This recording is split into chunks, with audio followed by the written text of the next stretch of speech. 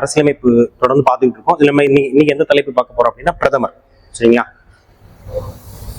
பிரதமருங்கிறத நம்ம இன்னைக்கு பார்க்க போறோம். இது மாதிரி நம்ம அரசியலமைப்பு சார்ந்த வகுப்புகள் மற்றும் டிஎன்பிசி தொடர்பான அனைத்து புத்தகங்கள் மற்றும் இந்த மாதிரி பாட தலைப்புகள்ல வந்து வீடியோக்கள் நம்ம சிற்பி அகாடமி இந்த மாதிரி தொடர்ந்து வீடியோ பார்க்கறதுக்கு நம்ம சிற்பி அகாடமி யூடியூப் சேனலை சப்ஸ்கிரைப் பண்ணிக்கோங்க. பக்கத்துல இருக்க பெல் பட்டனை கிளிக் பண்ணிக்கோங்க. சரி, பிரதமர் யார் அப்படின்னு பாத்தீங்க அப்படின்னா, முதல் குடியரசுத் தலைவரை பார்த்துட்டோம். அதுக்கப்புறம் துணை குடியரசுத் தலைவர், அதுக்கப்புறம் யாருன்னு பாத்தீங்கன்னா அமைச்சரவையை பார்த்துட்டோம். இதுக்கடுத்து அமைச்சரவை பார்ப்போம். அதுக்கடுத்து யாருன்னா பிரதமர் தான். சரிங்களா? இந்த பிரதமர் தான் பொதுவாகவே பிரதமர் தான் உண்மையான தலைவர். பிரதமர் தான் உண்மையான தலைவர். குடியரசுத் தலைவர் வந்து பெயரளவு தலைவர் அல்லது நிர்வாக தலைவர் அப்படின்னு தான் சொல்லுவாங்க. ஆனா பிரதமர் தான் எப்படின்னா உண்மையான தலைவர்னு சொல்லுவோம். அந்த கான்செப்ட், இந்த பிரதமர்ங்கிற பதவி எந்த நாட்டில இருந்து பெறப்பட்டது அப்படின்னு பாத்தீங்கன்னாக்கா, எந்த கருத்தாக்கத்தின் அடிப்படையில் பெறப்பட்டது அப்படின்னு பாத்தீங்கன்னா, நம்ம இங்கிலாந்துல இருந்து அதை வாங்கிடும். முக்கியமான பதவியே இதுதான், அரசாங்கத்தின் தலைவர். அப்போ இப்ப ஒரு கேள்வி கேட்பாங்க, இப்ப இந்தியாவில யாருடைய அரசாங்கம் போய்கிட்டு இருக்கு? மோடியுடைய அரசாங்கம், திரு மோடி அவர்களின் அரசாங்கம். இப்ப தமிழகத்தில் யாரும் பாத்தீங்கன்னா திரு ஸ்டாலினுடைய அரசாங்கம் போய்கிட்டு இருக்கு. அரசாங்கத்தின் தலைவர் அப்படின்னா பிரதமர். அரசின் தலைவர் அப்படின்னு கேட்டீங்கன்னாக்கா குடியரசுத் தலைவர். இது எந்த நாட்டு முறையை பின்பற்றி இருக்கு அப்படின்னு பாத்தீங்கன்னா, நம்ம இங்கிலாந்து நாட்டு நடைமுறையை பின்பற்றி தான் பிரதம அமைச்சர். நாட்டின் உண்மையான தலைவரே யார் தான்? பிரதம அமைச்சர் தான். அப்புறம் நாட்டினுடைய முக்கிய செய்தி தொடர்பாளர், அதாவது இரு நாடுகளுக்கு இடையான தகவலை பரிமாற்றிக் கொள்வது, இந்த நிர்வாக வசதிகள் மற்றும் அதனுடைய நிர்வாக முறைகள்ல என்னென்ன விஷயத்த சொல்றது, கேட்கறது. சரிங்க, முக்கியமான செய்தி தொடர்பாகவும் அவர் தான் இருப்பார். சார், பிரதமர் எந்த அவையில உறுப்பினராக இருக்கணும் அப்படின்னு பாத்தீங்கன்னா, நம்ம இந்தியாவை பொறுத்தளவுல, இந்திய அரசியலமைப்பை பொறுத்தளவுல பிரதமர் என்பவர் மக்களவையிலும் உறுப்பினராக இருக்கலாம், ஆனால் மாநிலங்களவையிலும் உறுப்பினராக இருக்கலாம். ஆனால் எந்த அவையின் மூலமாக தேர்வு செய்யப்படுவார் அப்படின்னா, எந்த அவையின் உறுப்பினர் மூலமாக தேர்வு செய்யப்படுவார்? மக்களவையின் உறுப்பினர் மூலமாக தேர்வு செய்யப்படுவார். பிரதமராக தேர்வு செய்யக்கூடியவர் எந்த அவையிலும் இருக்கலாம், மக்களவையிலும் இருக்கலாம், மாநிலங்களவையிலும் இருக்கலாம். ஆனா எந்த அவை தான் அந்த பிரதமரை தேர்ந்தெடுக்கும்னா மக்களவை. உறுப்பினர் வந்து எந்த அவையிலுமே அவர் இருக்கலாம், ஒன்றும் பிரச்சனை. அப்போ நம்ம பாராளுமன்றத்தில் மக்களவையில் உறுப்பினர் இல்லாத கூட வந்து இந்திரா காந்தி, தேவகவுடா, மன்மோகன் சிங், பின்னாடி தான் இந்திரா காந்தி ஜெயிச்சிருப்பாங்க. மன்மோகன் இது வரைக்கும் அவர் மக்களவையில் இருந்து ஜெயிச்சதே கிடையாது. தேவகவுடா நம்ம கர்நாடக மாநிலத்தை சேர்ந்த மொத்தவர், அவரும் ஜெயிச்சது கிடையாது. மாநிலங்களவை உறுப்பினராக இருந்தும் பிரதமராக தேர்வு செய்யப்படலாம். சரி, ஆனா பிரிட்டன்ல அந்த கான்செப்ட்லாம் கிடையாது. அங்க கீழவை, அதாவது மக்களவையில் உறுப்பினராக இருக்கிறவங்க மட்டும்தான் என்ன செய்ய முடியும் அப்படின்னா பிரதமராக தேர்வு செய்யப்பட முடியும். நம்ம பிரதம அமைச்சர் பதவியானது எந்த நாட்டு முறையை பின்பற்றி இருக்கு அப்படின்னா, நம்ம ஏற்கனவே பார்த்திருப்போம், மேற்கத்திய அமைச்சரவை, கேபினெட் அப்படின்னு சொல்லுவோம். வெஸ்ட் மினிஸ்டர், மேற்கத்திய அமைச்சரவை முறை பாணியில பின்பற்றப்படுகிறது. சார், யாரு சார் பிரதமர் அப்படின்னா அப்படியே சொல்லியாச்சு. மக்களவை மொத்தம் 552 பேர் இருக்கலாம். தற்போது செயல்பாட்டுல 543 இருக்காங்க. இந்த 543ல இவட பாத்தீங்கன்னா 272, 271 பிளஸ் 1 272 பேர், 274 அந்த பெரும்பான்மை பெற்ற உறுப்பினர்களினுடைய மக்களவையில பெரும்பான்மை உறுப்பினர்களினுடைய உறுப்பினர்ல இருந்து ஒரு தலைவர் தேர்வு செய்யப்படுவாரு. அவர் தான் யாருதான் வருவாருன்னா பிரதமர். பெரும்பான்மை கட்சியினுடைய தலைவரை பிரதம அமைச்சராக குடியரசுத் தலைவர் நியமிக்கிறார். பிரதமர் யார் தான் நியமனம் செய்வார்? குடியரசுத் தலைவர் தான் நியமனம். மற்ற பிற அமைச்சர்களை குடியரசுத் தலைவரின் மற்ற அமைச்சர்களையும் குடியரசுத் தலைவர் தான் நியமனம் செய்வார். யாருடைய ஆலோசனையின்படி அப்படின்னா, பிரதமரின் ஆலோசனையின்படி பிற அமைச்சர்களை குடியரசுத் தலைவர் நியமனம் பண்ணுவார். சார், ஆலோசனை இன்றி நியமனம் பண்ண முடியுமா? அதெல்லாம் முடியாது. எளிமையாக சொல்ல வேண்டும்னா, பிரதமரை யாரார இவங்கெல்லாம் அமைச்சராக நியமனம் பண்ணுங்க அப்படின்னு குடியரசுத் தலைவர் பரிந்துரை கொடுக்குறாரோ அவங்களுக்கு மட்டும்தான். மக்களவையில் எந்த ஒரு கட்சிக்கும் பெரும்பான்மை ஏற்காத போது அதிகபட்சமா உறுப்பினர் எந்த கட்சி அமைப்போ அவங்களை ஆட்சி சொல்லிக்கலாம். அவர் வந்து அரசு கூட அமைக்கலாம். சரிங்க, இங்க வந்து ஆட்சி அமைங்க அப்படின்னு சொல்லலாம். சரி, இப்ப நம்ம பாத்தீங்கன்னா இந்தியாவின் முதல் பிரதமர், சரிங்களா, மாதிரி பேர் மதிப்புக்குரிய திரு நேரு அவர்கள், ஜவஹர்லால் நேரு அவர்கள். கிட்ட பாத்தீங்க அப்படின்னா நம்ம இடைக்காலம் 1947 இருந்து அவர் இறக்கும் தருவாய் 1964. இதுல ஒரு 14, இந்த சைடு ஒரு 6, கிட்டத்தட்ட 16 ஆண்டுகளுக்கு மேல இவர் தான் இந்திய நாட்டினுடைய பிரதமராக இருக்கு. தேர்ந்தெடுக்கப்பட்ட பிரதமராக 1952 பொது தேர்தலுக்கு பிறகு இவர் தான் இந்திய நாட்டின் நவீன சிற்பின்னு கூட சொல்லுவாங்க. இந்திய நாட்டின் நவீன சிற்பி. அது என்ன சார்? இந்தியாவில நவீன கட்டமைப்பு வசதி ஏற்படுத்தி இந்தியாவை மேலும் வளர்ச்சி பாதைக்கு இட்டு சென்ற பிரதமர். சரிங்களா? ஐஐடி, முக்கிய கல்வி நிறுவனங்கள், மிகப்பெரிய தொழிற்சாலைகள் எல்லாம் கொண்டு வரதற்கு இருந்திருப்பாங்க. பிரதமருக்கும் மற்றும் பிற அமைச்சர்களுக்கும் பதவி பிரமாணம் யார் தான் செய்விப்பார்? குடியரசுத் தலைவர் தான். பிற அமைச்சர்களை பிரதமர் ஆலோசனையின்படி யார் நியமனம் பண்ணுவார்? குடியரசுத் தலைவர் பண்ணுவார். பிறகு அமைச்சர் மற்றும் அவங்களுடைய சம்பளங்கள் நாடாளுமன்ற உறுப்பினர்களுடைய சம்பளங்களை பற்றி சொல்லக்கூடிய அதிகாரம் யார் தீர்மானிக்கக்கூடிய அதிகாரம்? நாடாளுமன்றம் தான். நாடாளுமன்ற உறுப்பினராக கூட அமைச்சர் ஆகலாம், சரிங்களா? ஆனா தேர்ந்தெடுக்கப்பட்ட பிறகு 6 மாதத்துக்குள்ள மக்களவையோ அல்லது மாநிலங்களவையோ ஏதேனும் ஒரு அவையில் உறுப்பினராக தேர்வு செய்யப்பட வேண்டும்.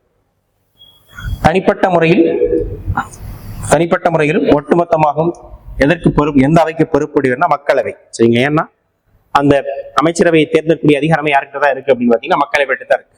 அமைச்சராக இருக்கக்கூடிய நபர் மக்களவையில் உறுப்பினராக இருக்கலாம், மாநிலங்களவை இருக்கலாம், அதனால ஒன்றும் பிரச்சனை இல்லை. பிரதமர் அலுவலகம் முக்கியமான பாயிண்ட், சரிங்களா? பிரதமரின் அலுவலகம் இது பழைய பேர் பிரதமரின் செயலகம். இது ஒரு அரசியலமைப்பு சாராத அமைப்பு. பிரதமருக்கு தன்னுடைய பணிகளை செய்வதற்காக ஒருங்கிணைக்கப்பட்ட அரசியலமைப்பு சாராத அமைப்பு. ஏன்னா இதுக்கு விதி எதுவும் கிடையாது. அரசியலமைப்பு சாராத அமைப்பு இந்திய அரசாங்கத்தின் துறைகளுக்கான அந்தஸ்து பெற்றுள்ளது, சரிங்களா? எப்ப இருந்தது இருக்குன்னா சுதந்திரம் பெற்றது 1947 இருந்து இருக்கு, சரிங்களா? பேர் மாத்துறாங்க. ஃபர்ஸ்ட் பேர் என்ன பிரச்சனை? பிரதமரின் செயலகம் இருந்துச்சு. எப்ப மாத்துறாங்க அப்படின்னா 1977. யாருடைய பீரியட் பார்த்தீங்கன்னா மொராஜி தேசாய் காலத்துல, சரிங்களா? செயலகம் என்பது தூய தமிழ் சொல்ல குறிக்கும். அலுவலகம் என்பது சமஸ்கிருதம், அதாவது வடமொழி சொல்ல குறிக்கும். தூய தமிழ் சொல்ல எடுத்துட்டு அப்படியே அந்த வடமொழி சொல்ல வைக்கிறாங்க, அவ்வளவுதான். சரி, மத்திய அரசின் செயல் அதிகாரம், சரிங்களா? மத்திய அரசு எந்தெந்த வேலைகள்லாம் பார்க்கும், அவங்களுக்கு உண்டான அதிகாரங்கள் என்ன அப்படின்னு சொல்லக்கூடிய பிரிவு 73. அப்ப மத்திய அரசின் நிர்வாக அதிகாரம் அல்லது செயல்படும் விதம் பற்றி கூறக்கூடிய பிரிவு 73. 74 அமைச்சரவை, சரிங்க. அமைச்சரவை பற்றி சொல்லக்கூடிய பிரிவு 74. குடியரசுத் தலைவருக்கு அமைச்சரவை உறுதுணையாக இருக்கும், சரிங்களா? பிரதமரை தலைவராக கொண்ட ஒரு அமைச்சரவை அவருக்கு உறுதுணையாக இருக்கும், சரிங்க. 71 அதான் சொல்ல. குடியரசுத் தலைவருக்கு உதவிடவும் அறிவுரை வழங்கவும் பிரதமரை தலைவராக கொண்ட ஒரு அமைச்சரவை இருக்கும். 74 அமைச்சரவை கூட்டு பொறுப்புன்னு சொல்லுவோம். 74 அமைச்சரவை, 75 கூட்டு பொறுப்பு. அது என்ன சார் கூட்டு பொறுப்பு அப்படின்னு பாத்தீங்கன்னா அமைச்சர்கள் தனிப்பட்ட முறையிலும் ஒட்டுமொத்தமாக மக்களுக்கு பொறுப்பிடுகிறார்கள், சரிங்களா? அதுக்கப்புறம் இவருடைய விதின்னு பாத்தீங்கன்னா 78 பிரதமரின் கடமைகள். முக்கியமான பிரதமரின் கடமைகளை பற்றி சொல்லக்கூடிய பிரிவு 78, சரிங்க. 4 பிரிவு தான் இருக்கும். 73, 74, 75, 78. சாரி 76, 77 வேற இருப்பாங்க, சரிங்க. பிரதமர் மற்றும் துணை பிரதமருடைய பட்டியல் பார்க்கணும்.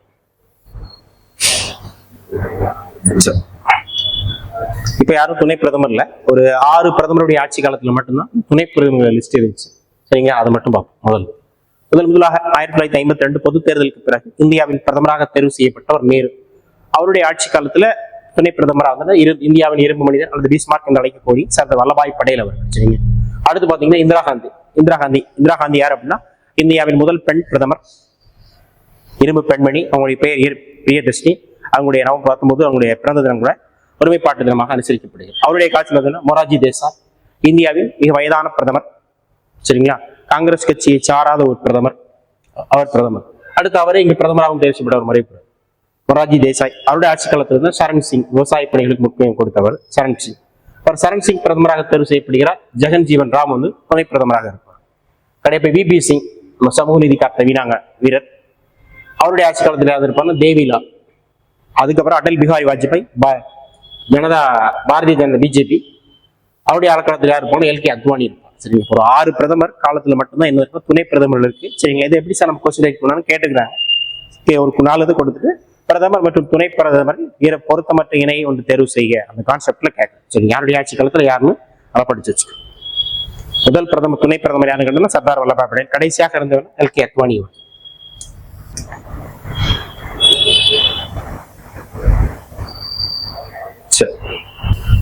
நம்ம இந்தியா பொறுத்தவரை திரு மோடி அவர்கள் தற்போதைய மாண்புமிகு பிரதமராக இருக்கிறாங்க. இவங்களுமே எங்க முதலமைச்சராக இருந்தாங்க அப்படின்னா குஜராத் மாநிலத்துல முதலமைச்சராக எந்த காலத்துல இருந்து பாத்தீங்கன்னா 2001 இருந்து கிட்டத்தட்ட 2014 வரைக்கும் கிட்டத்தட்ட 14-15 ஆண்டுகள், 14 ஆண்டுகளுக்கு மேல எங்க முதலமைச்சராக இருந்தா குஜராத் மாநிலம், சரிங்க. அந்த குஜராத்தின் தலைநகரம் எது? காந்தி நகர்.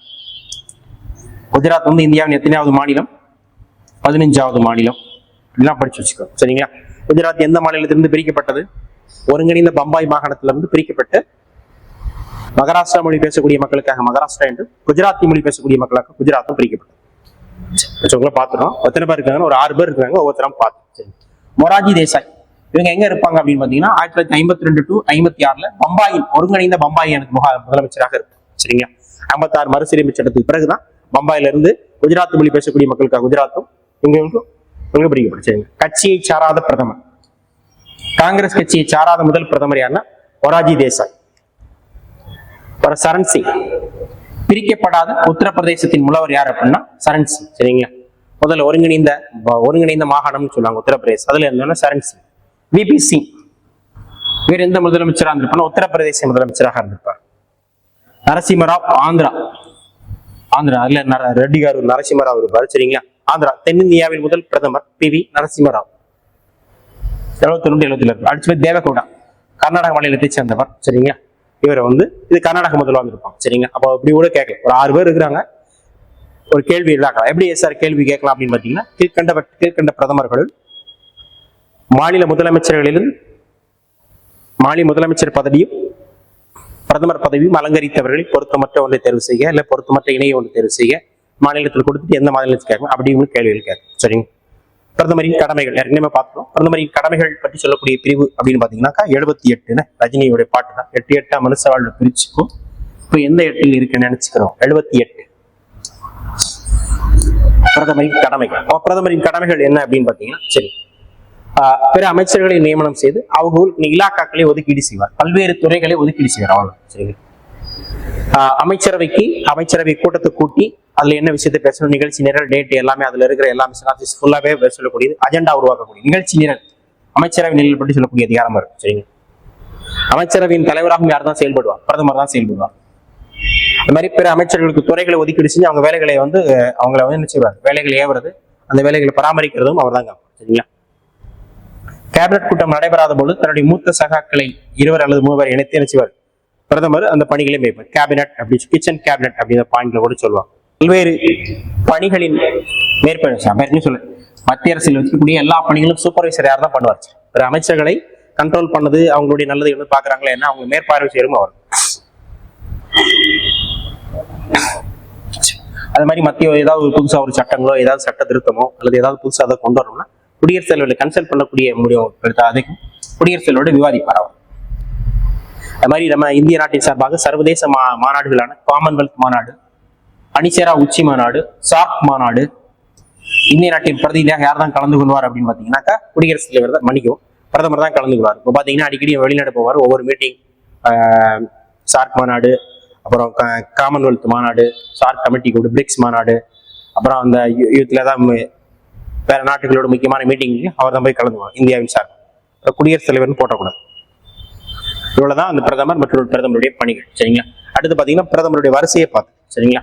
இந்தியாவின் முதல் பிரதமர் யார் அப்படின்னு ஜவஹர்லால் நேரு ஏற்கனவே பார்த்தோம். இடைக்காலத்துல இருந்தும் சுதந்திர பெற்ற பிறகு வேற தான் பிரதமர்னா அவர் தான் பிரதமர். இப்போ வரைக்கும் நீண்ட கால பிரதமர் அவர் தான் இருக்கிறார். சரிங்க? கிட்டத்தட்ட 47 இருந்து 64 இறக்கும் தருவாய் வரைக்கும் இருக்கு. நீண்ட கால பிரதமர், முதல் பிரதமர், இந்தியாவின் நவீன சிற்பி அப்படின்னு சொல்லுவாங்க. சரிங்களா? இந்த கலப்பு பொருளாதாரம் இந்தியாவுக்கு கொடுத்தவரே யாருதான்? பிரதமர் நேரு அவங்க. இவர் எந்த கொள்கை பின்பற்றுவார்? சோசியலிச கொள்கையை பின்பற்றுவார். சரிங்க? குல்சாரிலால் நந்தா நேருவின் மரணத்துக்கு பிறகு, அது மாரடைப்பால மரணம் அடைகிறார். அவர் இறப்புக்கு பிறகு தற்காலிக பிரதமர் யாருன்னா குல்சாரிலால் நந்தா. சரிங்களா? இப்ப தற்காலிக பிரதமர் வந்தாலே கொஞ்சம் குஷியா தான் இருப்பார் குல்சாரிலால் நந்தா. அதற்கு பிறகு முறையாக தேர்ந்தெடுக்கப்பட்டார் யாருன்னா லால் பகதூர் சாஸ்திரி. சரிங்களா? ரெண்டுமே வினாவா கேட்டுக்கிறாங்க. நேருவின் மரணத்துக்கு பிறகு இந்தியாவின் இடைக்கால பிரதமராக தேர்வு செய்யப்பட்டவர் யாருன்னா குல்சாரிலால் நந்தா. அவருக்கு பிறகு பிறகு தேர்வு செய்யப்பட்டவர் அப்படின்னா லால் பகதூர் சாஸ்திரி. இவர் என்ன செய்வார்னா கொஞ்ச நாள் தான் இருப்பாரு, 2 வருஷம் அந்த காலகட்டத்தில் இருப்பாரு. வெளிநாட்டு பயணின் போது மரணம் அடைந்தார். இதுவும் கேட்டிருக்காங்க. வெளிநாட்டு பயணத்தின் போது மரணம் அடைந்த பிரதமையான குல்சாரிலால். இந்த சிறப்புகள் எல்லாமே டிஎன்பிசியோட ஓல்டு கொஸ்டின். சரிங்களா? சார் இதெல்லாம் நாங்கள் நோட்ஸ் எடுக்கணுமா அப்படின்னா நம்ம யூடியூப் சேனல்ல பார்த்துக்கோங்க. நம்ம சிற்பி அகாடமியுடைய அரசியலமைப்பு புத்தகத்தை வாங்கி நீங்க இந்த வீடியோவை பார்த்தீங்கன்னா ரொம்ப அப்படியே அழகா புரிஞ்சிடும். அடுத்து இப்ப லால் பகதூர் சார் இறந்த உடனே 2வது முறையாக தற்காலிக பிரதமராக தேர்வு செய்யப்பட்ட யார் தான்? அந்த குல்சாரிலால் நந்தா. 2 முறை தற்காலிக பிரதமராக தேர்வு செய்யப்பட்டார். அடுத்து பாத்தீங்கன்னா இந்திரா காந்தி, இந்தியாவின் முதல் பெண் பிரதமர். ஆனா எலெக்ஷன்ல தோற்றுருப்பாங்க, திரும்ப மாநிலங்களவையின் மூலமாக தேர்ந்தெடுக்கப்பட்டிருப்பாங்க. சரிங்களா? அடுத்து மொரார்ஜி தேசாய். இந்திரா காந்தி இந்தியாவின் முதல் பெண் பிரதமர், இரும்பு பெண்மணி. உள்நாட்டு அவசர நிலை பிறப்பித்த முதல் பிரதமர் 75ல. இயற்பெயர் வந்து பிரியதர்ஷினி, இரும்பு பெண்மணின்னு சொல்லுவாங்க. இவருடைய ஆட்சி காலத்துலதான் 42வது சிறிய அரசியலமைப்பு திருத்தம் கொண்டு வரப்பட்டது. இத்தகவல் இருக்கு. இவருடைய பிறந்த தினம் நவம்பர் 19 தேசிய ஒருமைப்பாட்டு தினமாக அனுசரிக்கப்படுகிறது. மொராஜி தேசாய் மிகவும் வயதான பிரதமர். வயதான ஆள்னால முறைச்சிட்டு தான் இருப்பாங்க, அவ்வளவுதான். சரிங்களா? காங்கிரஸ் கட்சியை சாராத பிரதமர். சரிங்களா? காங்கிரஸ் கட்சியை சாராத பிரதமர். காங்கிரஸ் கட்சி தான் இருந்திருப்பாங்க, அப்புறம் கருத்து வேறுபாடு காரணம் பிரிஞ்சு போயிருக்கு. அடுத்து 5 சரண் சிங் வேளாண்மை பணிக்காக தன்னுடைய நல்ல வேளாண்மைக்கு முக்கியத்துவம் கொடுத்த பிரதமர். முதலாவது கூட்டணி இல்லாத அரசாங்கம். சரிங்களா? நாடாளுமன்றத்தை எதிர்கொள்ளாத ஒரே பிரதமர். சரிங்களா? நாடாளுமன்றத்துல நாடாளுமன்றத்தாவே கூட்டி எதிர்பார்த்தீங்கன்னா அந்த இடைக்கால கட்டத்துல பெரும்பான்மை இருக்கனால அந்த சூழ்நிலை இருக்கும், நிலையான அரசாங்கம் இருக்கும். ஸோ அந்த நாடாளுமன்றத்துல கூட்டத்துடன் நடந்துட்டு இருக்காது. அடுத்து திரும்ப 80 செய்யப்படுது. இந்திரா காந்தி அவங்க தேர்வு செய்யப்படுறாங்க. சரிங்களா? படுகொலை செய்யப்படுறாங்க. அவங்க என்ன செய்யப்படுறாங்க? படுகொலை செய்யப்படுறாங்க. சரிங்களா? தன்னுடைய பாதுகாவலராலே என்ன செய்யறாங்க? படுகொலை செய்யப்படுறாங்க.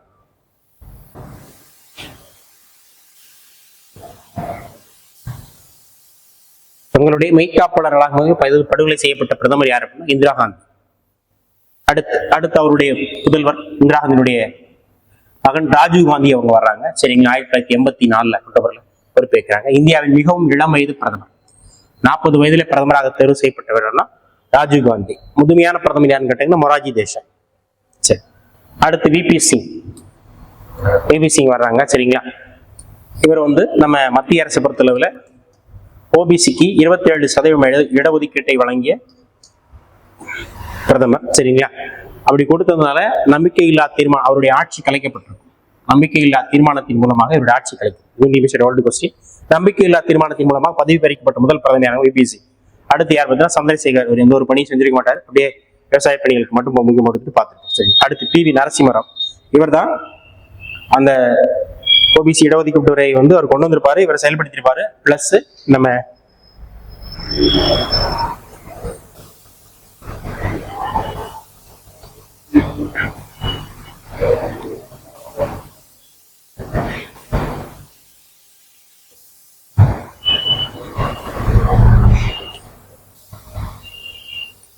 நம்ம உள்ளாட்சி அமைப்புகளை இவர் தான் கொண்டு வந்திருப்பார். சரிங்க? தென்னிந்தியாவில் இருந்த முதல் பிரதமர். சரிங்களா? ஆந்திராக்காரு. தென்னிந்தியாவில இருந்து தேர்வு செய்யப்பட்ட முதல் பிரதமர். சார், தமிழ்நாட்டில இருந்து இது வரைக்கும் யாராவது பிரதமரா தேர்வு செய்யப்பட்டிருக்காங்கன்னா இல்ல. கர்நாடகாவில கூட தேவேகவுடா வந்திருக்காரு. தமிழ்நாட்டில இருந்து ஒரு ஆள் கூட வரல இது வரைக்கும். சரிங்க? அதுக்கப்புறம் அடல் பிஹாரி வாஜ்பாய் மிகவும் குறைந்த காலம் 13 நாட்கள் மட்டுமே பிரதமராக இருப்பார். அடுத்து தேவகவுடா கர்நாடக மாநிலத்தை சார்ந்தவர், நாடாளுமன்றத்தின் ஐக்கிய முன்னணி தலைவராக இருந்திருப்பார். அடுத்து ஐக்கிய குஜராத் இந்தர்லால் குமார் குஜராத். யாருடைய ஆட்சி காலத்தில் தொங்கும் பாராளுமன்றம் நிரூபிக்கப்பட்டது அப்படின்னா ஐக்கிய குஜராத். தொங்கும்னா அது பெரும்பான்மை இல்லாதது. அடுத்து அடல் பிஹாரி வாஜ்பாய் வந்திருப்பாரு.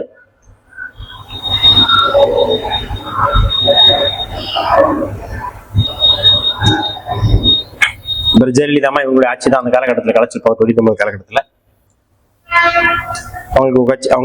அவங்களுக்கு கொடுத்திருந்த ஆதரவை பின்வாங்கிட்டு அடிச்சிருப்பாங்க. திரும்ப 3வது முறையும் எலெக்ஷன் போட்டு திரும்ப 3வது முறையாக இருப்பேன்னா ஜெயலலிதா அம்மையார் ஆதரவு கொடுத்திருப்பாங்க, அதை பின்வாங்கியிருப்பாங்க, பதவி விலக நேரிட்டு இருக்கும். திரும்பியும் அந்த வேற யாரு திரும்ப இங்கே விழுந்து தமிழகத்தில் திரு கலைஞர் அவர்கள் ஆதரவு கொடுத்து அவங்க அந்த ஆட்சி காலத்தை முழுவதும் நிறைவேற்றி. சரிங்களா?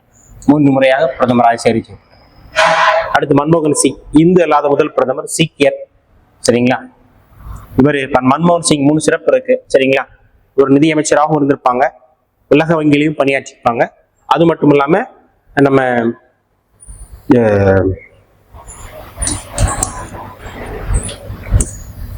ஆர்பிஐலையுமே கவர்னராக இருப்பாங்க. சரிங்களா? ஆர்பிஐ கவர்னர், பிரதமர் மற்றும் நிதியமைச்சர் 3 பதவிகளையும் அலங்கரித்த ஒரே நபர் யார் அப்படின்னா மன்மோகன் சிங் அவர்கள். ஒரு மிகப்பெரிய பொருளாதாரம். இந்தியாவில் எல்பிஜி கொள்கையை அறிமுகப்படுத்திய போது நிதியமைச்சராக இருந்தவங்க இவர் நரசிம்மரா பிரதமராக இருந்திருப்பாரு. அவர் இந்த காலகட்டத்தில் இவர் வந்து நிதியமைச்சராக இருந்திருப்பார். சரிங்களா? அடுத்து பாத்தீங்கன்னா இப்ப நரேந்திர மோடி அவர்கள். சரிங்களா? 2014 இருந்து தேர்வு செய்யப்பட்டிருக்காங்க. இப்போது வரைக்கும் இருக்கு. நேருவுக்கு பின் தொடர்ந்து 2 முறை பிரதமர் வைத்தவர் இவர் தான். சரிங்களா? சுதந்திரத்துக்கு பின் பிறந்தவர். இப்ப 3வது முறையாக 2024 3வது முறையாக தேர்வு செய்யப்பட்டிருக்காரு. இந்த ஆட்சியை முடிச்சுட்டாங்க. கிட்டத்தட்ட 15 வரைக்கும் போயிருக்கு. சரிங்களா? இது வந்து குஜராத் இருந்துச்சிருப்பாரு. இவர் என்ன செஞ்சிருப்பாரு? குஜராத் மாநிலத்தினுடைய முன்னாள் முதலமைச்சர். இவ்வளவுதான் பிரதமர். சரி, இப்ப நம்ம இந்த பிரதமர் சம்பந்தப்பட்ட தகவல் பார்த்துக்கிறோம். அவங்க ஒரு 4-5 உறுப்புகள் பார்த்துக்கிறோம். அதே மாதிரி இது போன்ற அனைத்து அரசியலமைப்பு சம்பந்தப்பட்ட வகுப்புகளுக்கு நம்ம சேனலை சப்ஸ்கிரைப் பண்ணிக்கோங்க. நன்றி, வணக்கம்.